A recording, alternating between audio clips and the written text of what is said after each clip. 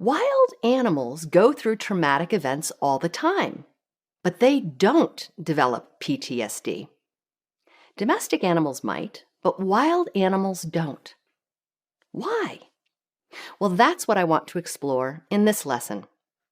It's interesting to see how much animals in the wild can go through this process all the time. There's an excellent video clip that you can find on YouTube of a polar bear who's being chased in the tundra by scientists that are flying in a helicopter. He's running along on the tundra, and they're flying behind him with a tranquilizer gun. They want to knock him unconscious so that they can do some tests.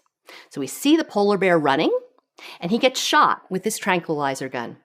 He falls unconscious during the highly activated state of flight. He's got his sympathetic nervous system turned on with flight. When we're knocked unconscious with an anesthetic, like this polar bear was, it's actually a medically induced form of freeze. And we humans go through it all the time when we have surgery. So the polar bear then, after they do some tests for an hour, he comes out of his anesthetic and he wakes up. And in this clip, as he's waking up, we get to see him go through a series of moves.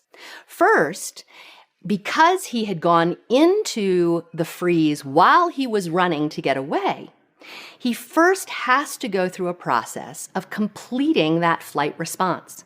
So in the video, you see his little legs moving as he completes the flight response. And then we see his body begin to recover from all of that stress activation. He discharges it, and we see that with his legs start shaking.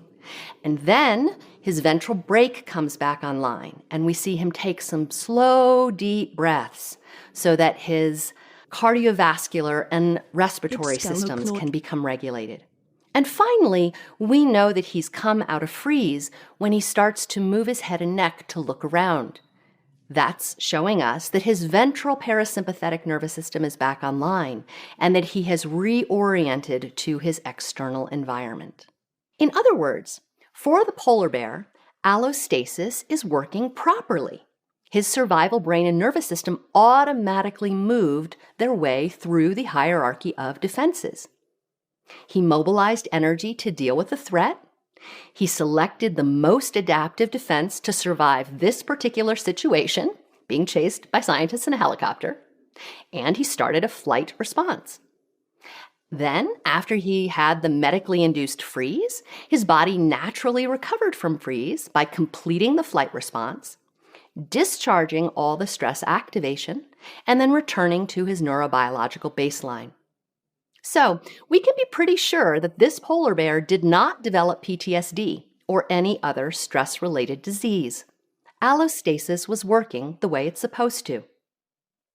Animals in the wild go through this process all the time. And each time through this process, it actually confers survival benefits. In fact, unless they succumb to a predator, animals in the wild complete this process automatically.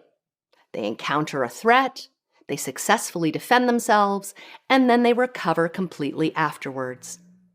Each time through this cycle, they add to their toolbox of survival skills, and they widen their window. In humans, however, because we have a thinking brain that can override this automatic process controlled by the survival brain and nervous system, we often impede this recovery process. By now, given all we've covered so far, it should be clear that recovery is not up to the thinking brain. Recovery is a survival brain and autonomic nervous system job.